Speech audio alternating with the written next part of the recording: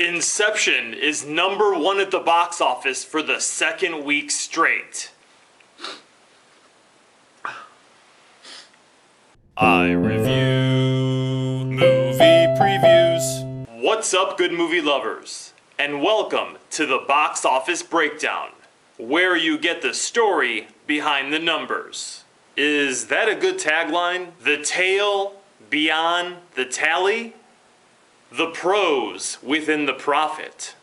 The story behind the numbers. Warner Brothers can officially unclench its sphincter because Inception is officially a box office hit. And thankfully, the numbers aren't inflated because of 3D. It's making money because it's an original idea that has people asking questions and going back for more. I know, I said original, and it definitely is influenced by a few movies. What Dreams May Come, The Cell, The Matrix, Paprika, Ocean's 11, A Nightmare on Elm Street, and On Her Majesty's Secret Service. But as the saying goes, there's really nothing new under the sun. So it's great to see Inception taking something old and presenting it in a new, inspired way. This past weekend it took in $42.7 million, and after an opening of $62.8, its worldwide total is $227 million. Congratulations to us, the audience, for rewarding a movie that really deserves it.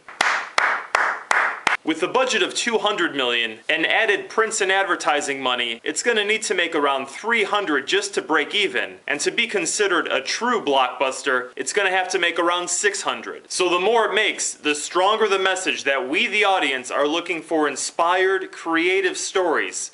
Not just easy remakes, reboots, and adaptations that are safe to make because the profit is almost guaranteed. So what are the effects of its success on our movie world? For Christopher Nolan, it officially means he's one of the true master storytellers of film. He ranks up there with Spielberg, Scorsese, and Peter Jackson as someone who's truly mastered their craft. And most importantly for him, the studios will have confidence when greenlighting cold projects. A cold project is basically something that the audience has no awareness about, therefore making box office very difficult to predict. Hot movies would be Thor, Captain America, Iron Man 3, Eat, Pray, Love. Is there supposed to be an "and" in there? Eat, pray, and love? Eat, pray, love. That's right. Nolan got his carte blanche and delivered. The studio shouldn't be nervous anymore, especially now that his next film is going to be The Dark Knight 2, or is it Batman Begins 3? The Dark Knight Continues? As for the actors here, the success is not really going to affect Leonardo DiCaprio too much, because he's been choosing his projects for the last 10 years. But it should bring Joseph Gordon-Levitt into the spotlight a little bit more. He's been making some solid films, and here kind of steals the show a little bit.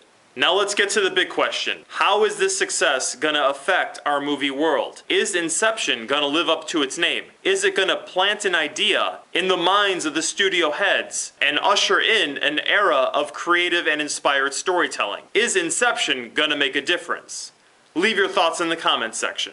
The other major release this past weekend was Salt. The Angelina Jolie, this role was meant for Tom Cruise, spy, CIA versus the Russians, it kinda seems out of date, action adventure, blow 'em up fest, made $36 million. With a budget of $110 million, it looks like it might just make its money back, needing to take in about $200 for that to happen. While $36 million is very respectable, in today's market, it's considered underperforming, especially with all the advertising that Salt had. Who is Salt? Who is Salt? The slightly underperforming numbers really shouldn't hurt Angelina Jolie's career. She's one of the few female action bankable A-list stars. Director Philip Noyce should consider this a nice addition to his resume. Studios will consider it further proof that he's able to handle would-be blockbusters budgeted over $100 million. Something he's been able to do in the past, especially in the 90s, his action movie directing heyday, when he made Patriot Games, Clear and Present Danger, and The Saint. Philip, you might want to take The Saint off of your resume. That goes for you too, Val Kilmer. Hopefully Salt's mild success will help the career of Chiwetel Ejiofor.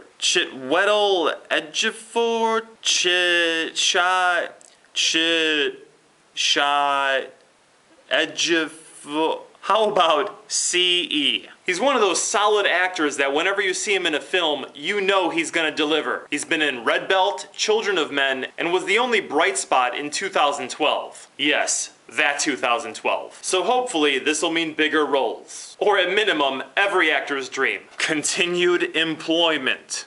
Which is why a lot of older actors are going to TV.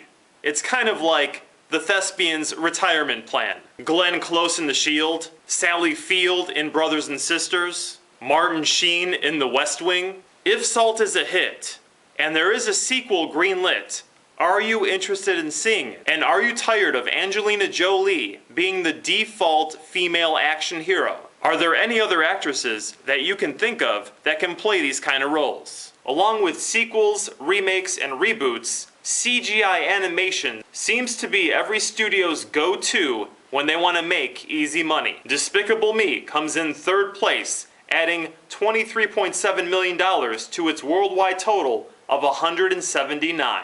With a budget of $69 million. $69 million? That's it? It'll have to make around 200 to be considered truly profitable, and it's pretty much already there. The only real impact here will be that Story Corp is going to continue to make CGI animated films, because the budgets are low and the return is high. Look for a sequel, possibly in theaters, definitely straight to DVD and Blu-ray. My question here is, can you think of a horrible CGI animated film? In a lot of ways, CGI animation is setting a great standard for storytelling. The scripts are tight, the characters are well developed, and the movies are really enjoyable. And live action films can learn a lot from the way they're made. I also happily need to say that this is the first time in a long time when the top 3 films at the box office are all original ideas. Is this a sign of things to come in our movie world? Are stories now going to continue to be original, inspired, and creative? Or has Story Corp just run out of remakes, reboots, and easy adaptations that are guaranteed to make them cash? Is this just a small calm before the bigger movie-apocalypse storm?